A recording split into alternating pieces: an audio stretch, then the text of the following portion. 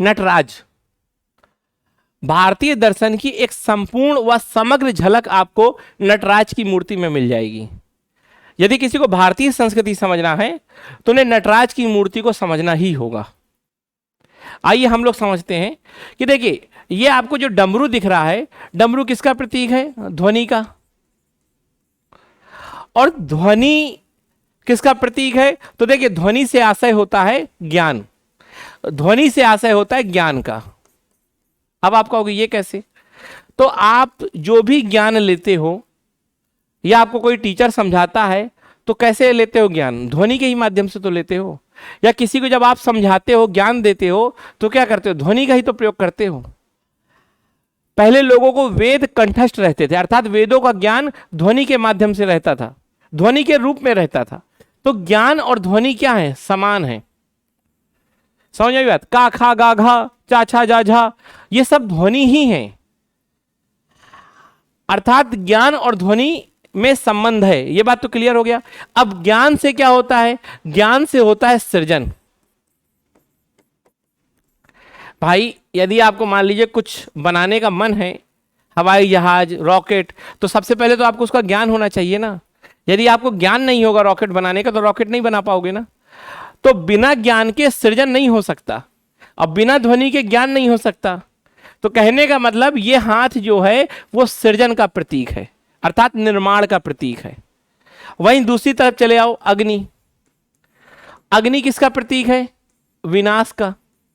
पर बड़े ध्यान से देखना, अग्नि जो विनाश करती है वो केवल और केवल भौतिकता का, वो धर्म या आत्मा का विनाश नहीं करती। आत्मा को अग्नि नहीं जला सकती, नियमों को अग्नि नहीं जला सकती, धर्म को अग्नि नहीं जला सकती। तो समझना कि ये अग्नि केवल भौतिकता को नाश करती है। तो कहने का मतलब ये सृजनात्मकता का प्रतीक है, तो ये विनाश का प्रतीक है। और दोनों को जब हम एक संदर्भ में देखते हैं एक साथ, तो सृजन और विनाश एक चक्र के रूप में हमेशा चलता रहता है, हमेशा चलता है। विज्ञान ने भी इस बात को माना है कि बिग बैंग था, उससे क्या हुआ? उससे पूरा ब्रह्मांड बना, ब्रह्मांड से फिर एक दिन ब्लैक होल बनेगा, फिर बिग बैंग की घटना होगी, फिर ब्रह्मांड बनेगा। यह विज्ञान मानता है। तो कहने का मतलब विज्ञान ने भी इस बात को मान्यता दे दी है कि ये जो तस्वीर है ये विज्ञान है। फिर और आगे देखिए, ये आप देख रहे हैं ना, अभय मुद्रा है। अभय मतलब एक व्यक्ति को हमेशा बिना डर के रहना चाहिए। भारतीय संस्कृति में मानव के विकास के लिए सबसे जरूरी बताया है कि आपको हमेशा निर्भय होना चाहिए, बिना किसी डर के। यह डर आपको मृत्यु का भी नहीं होना चाहिए। महात्मा बुद्ध, महावीर, गांधी जी, भगत सिंह, ये सब हमेशा भारतीय संस्कृति को क्यों प्रतिनिधित्व करते हैं? क्योंकि ये कभी डरे नहीं, और यदि आप डर गए तो आपका विकास नहीं होगा। फिर आप इस पैर को देखिए, सबसे महत्वपूर्ण भारतीय संस्कृति में अगर महत्व है तो इस पैर का, क्योंकि ये पैर कैसा है? संचालित अवस्था में गतिमान है। और गतिमान कहने का मतलब क्या है? कि हमेशा मनुष्य को, संस्कृति को, राज्य को परिवर्तनशील रहना चाहिए, नए नए सत्य को एक्सेप्ट करना चाहिए। तो ये क्या बता रहा है? ये प्रगतिशीलता को बताता है भारतीय संस्कृति में।